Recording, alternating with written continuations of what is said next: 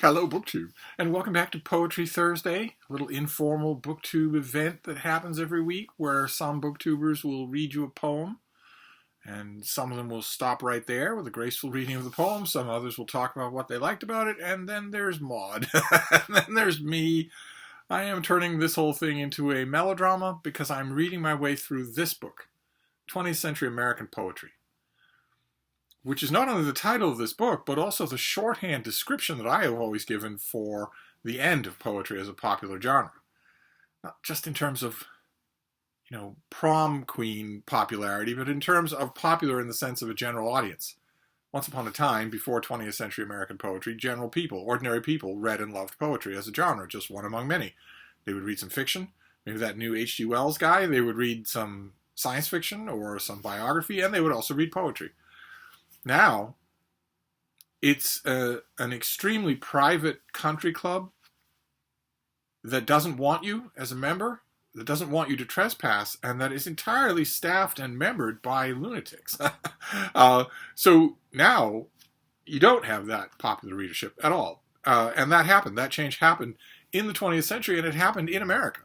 America killed poetry. So naturally, I was intrigued by this volume, and I've been going through it from front to back. I haven't been skipping around to the very few people in here that I would end up liking.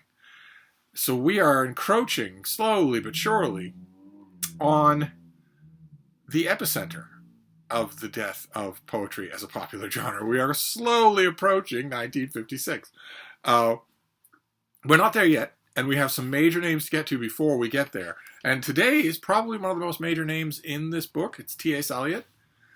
Who was born in the hard-scrabble, chicken-scratch Midwest, but was actually from a very storied New England family.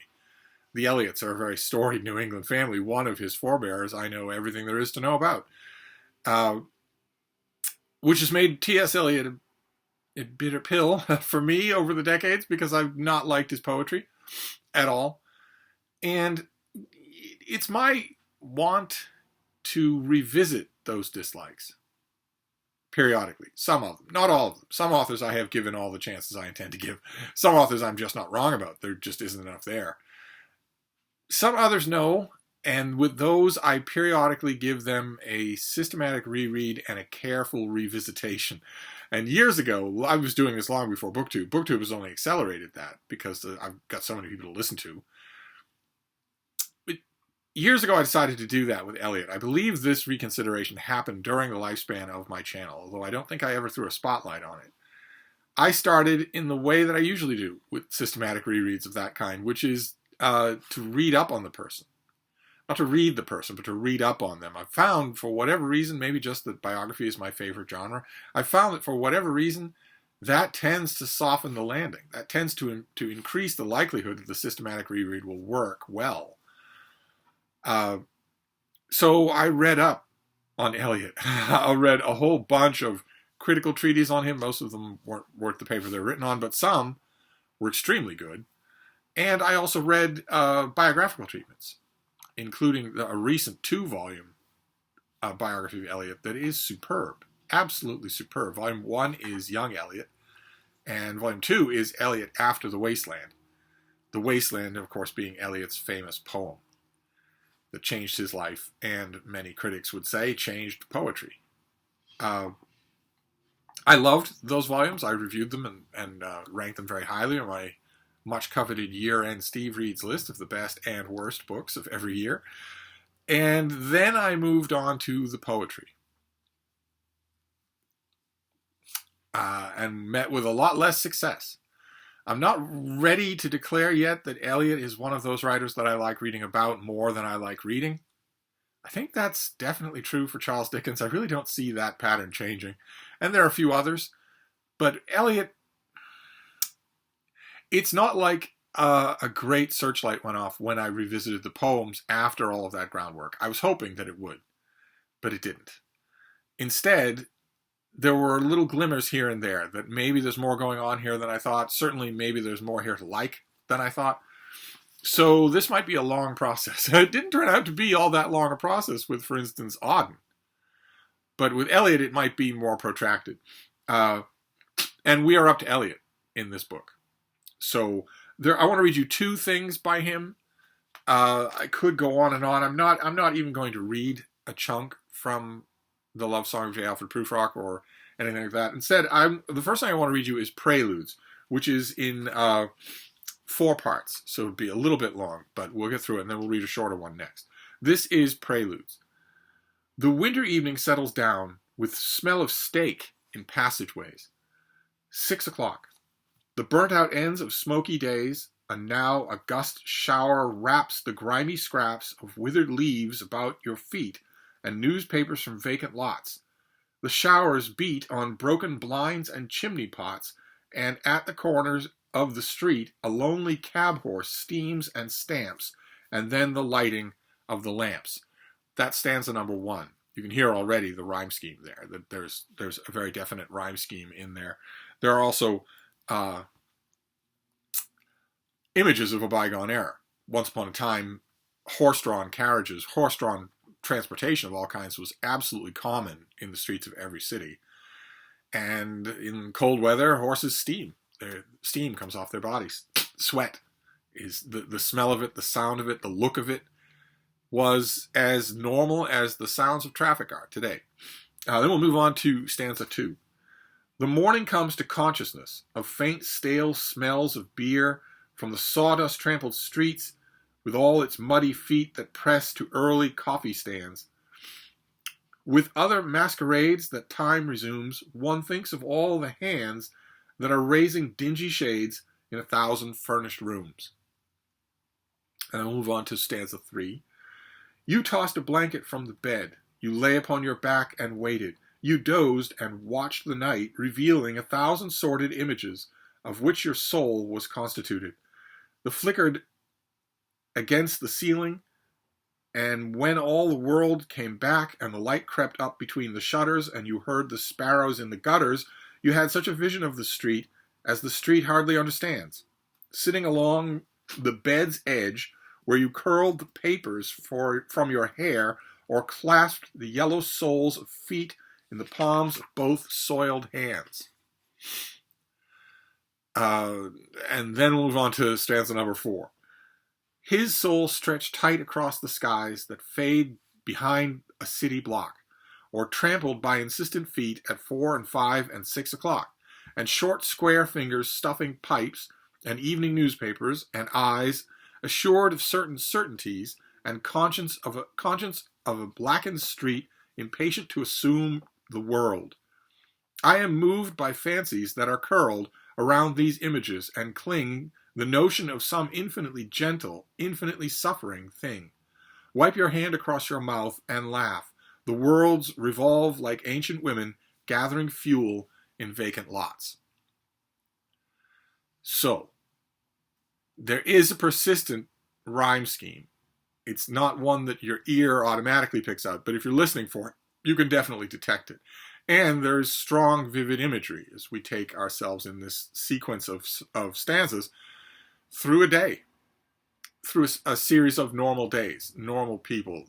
The address changes from intimate to less intimate with each stanza. But the poet is not trying at any point to show us anything exalted. All the imagery here is normal and everyday, or less than that, a little bit squalid. I might also point out that the integumentary tissue is not present. So although you can be struck by the strength of the imagery and the color, and even to a certain extent that kind of sophomoric rhyme scheme, you don't actually know what's going on here. It's possible, in fact I think it's likely, that nothing is going on here. This is literally impressionistic. So,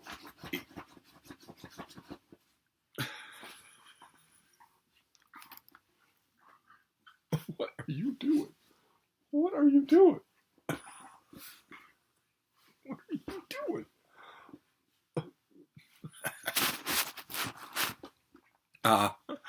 So it will be up to you whether or not that is enough to satisfy you. It is beautiful and evocative, but it is also a keep out sign. It's the same kind of thing, the same consideration that we've been talking about when it comes to modern poetry for the whole of the time that I've been grappling with this book. Is this poem essentially telling you, if you know, you know, to use the horrible internet idiom? Is it essentially telling you that? That'd be up to you to decide. We'll move on to a shorter one now that my eye automatically snagged on it in this. This book has tons of Eliot in it. But I automatically snagged on this one because of incredibly fond memories. This is called The Boston Evening Transcript. And the Boston Evening Transcript, we don't get a footnote in this anthology. Maybe the editors think that Eliot made it up. But it was a newspaper. It was an old Boston newspaper. It's a terrible shame that, as far as I know, no one has ever tried to write a history of the Boston Evening Transcript. That's a terrible shame because it's I'll say it, a rollicking great story. It is a fantastic, touching, wonderful story. And there are, even now, ample primary documents to do that. But it's a short poem, and we'll see what you make of it. This is the Boston Evening Transcript, which Eliot wrote he wrote both of these things in 1917. The readers of the Boston Evening Transcript sway in the wind like a field of ripe corn. When evening quickens faintly in the street, wakening the appetites of life in some, and to others bringing the Boston Evening Transcript, I mount the steps and ring the bell, turning wearily as one would turn to nod goodbye to La Rochefoucauld. If the winds were time, and he at the end of the street, and I say, Cousin Harriet, here is the Boston Evening Transcript.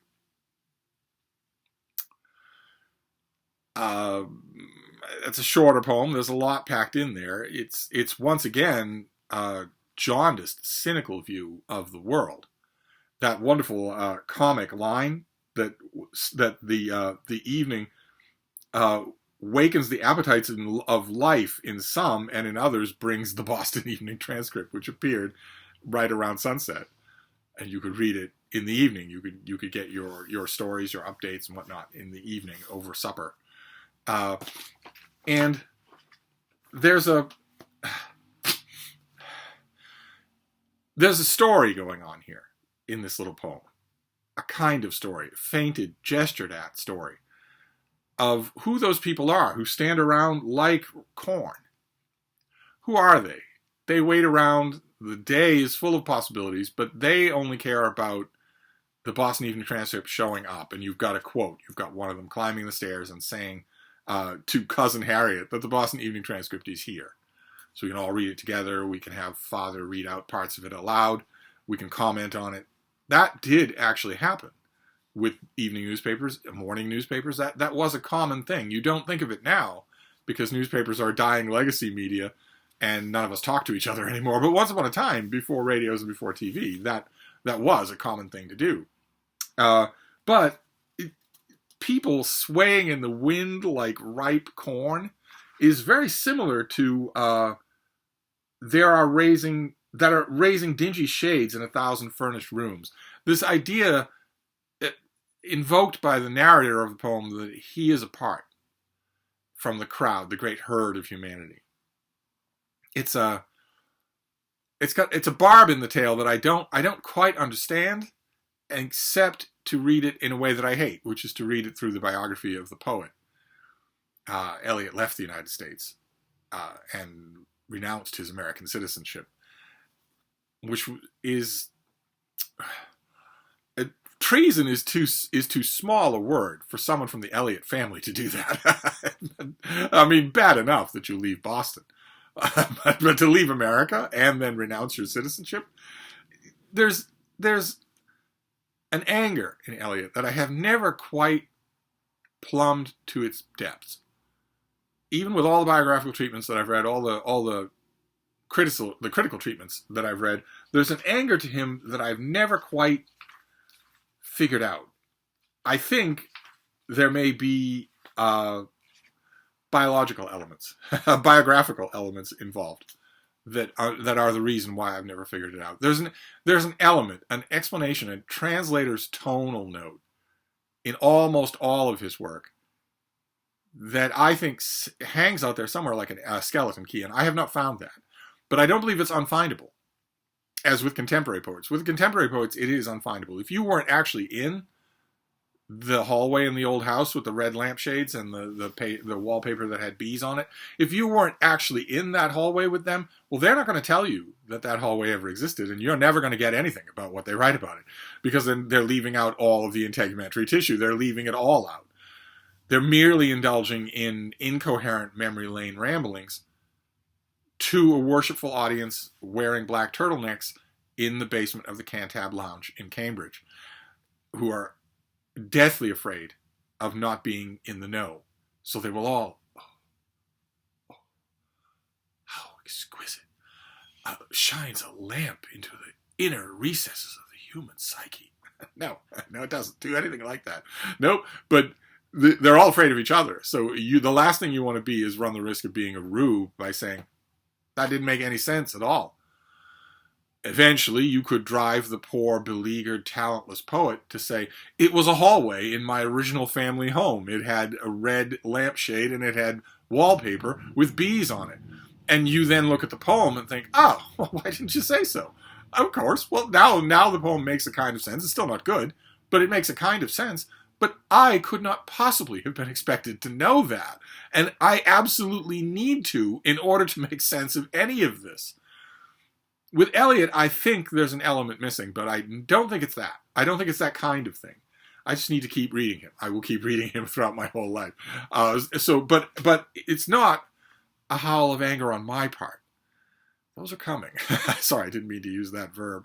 But those are coming. And we've encountered a couple of little whispers to that effect.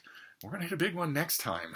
We're going to hit a big one next time on Poetry Thursday. We will come head-to-head with an author who did not seem to be able to find the caps key on his typewriter.